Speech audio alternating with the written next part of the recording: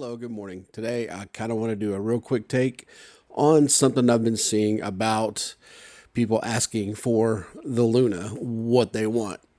The main thing that I'm seeing is a lot of people are asking for an EV meter, over, under exposure, whatever you want to call it.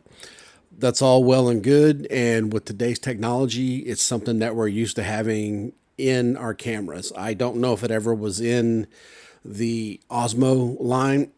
Not sure. I know it's in the majority, if not all, mirrorless cameras nowadays.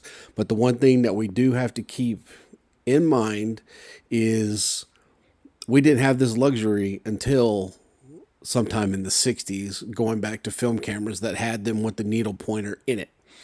Keep that in mind when you're doing this. So, as a professional photographer, videographer, content creator, the whole nine yards, my take on it is still is know your gear, know your surroundings, especially when you're outside, know what you need to have your settings on. Don't always rely upon the technology to be able to tell you if you're over or under exposed. It helps, and it really helps you to know your settings, know your gear.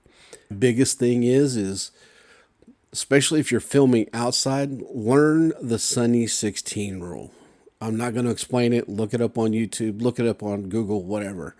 But it will help you in the long run to become a better, more equipped for any situation if your exposure meter is not working, and it will help you get closer to where you need to be. So again, learn the Sunny 16 rule, because in some of these cameras, you may not be able to judge exposure. Take the time, learn the Sunny 16 rule, because if you look at it, all these people, photographers and videographers prior to the 1960s, were using external light meters. They didn't have the luxury of having it in the camera. And prior to light meters, they were having to use their knowledge of their surroundings, where they were, whether it be inside or outside.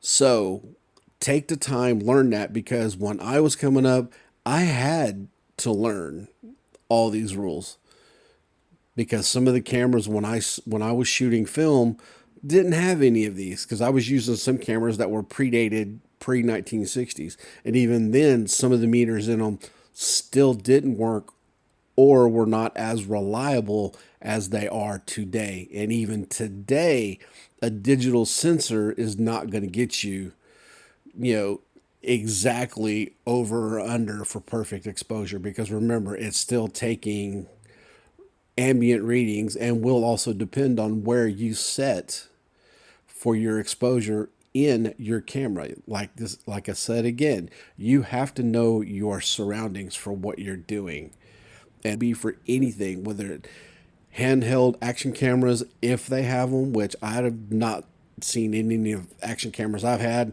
have an plus or minus for over or under exposure. So again, know your gear, learn it, and know your surroundings. So that's about all I have for this now. If you have any questions, please leave them below. Bitches, moans, complaints. If you think I'm wrong, oh well. But this is just something you need to know as a photographer and a videographer in this day and age. Don't always rely upon your gear to tell you what you need to know. You need to be able to make snap judgments on the fly when you're working with clients.